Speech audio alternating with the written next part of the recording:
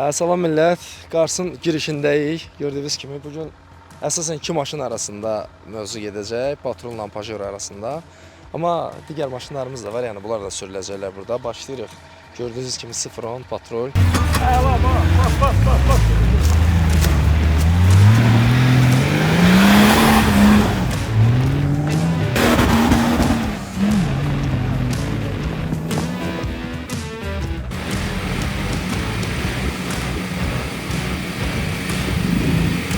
Digər ikinci maşınımız gördüyünüz kimi Patrol deməli 7-lə yenə.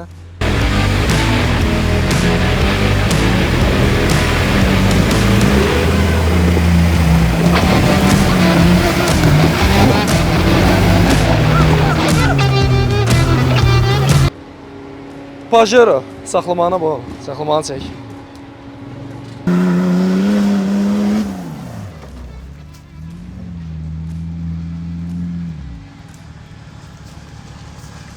Arkadaş yol ver sana.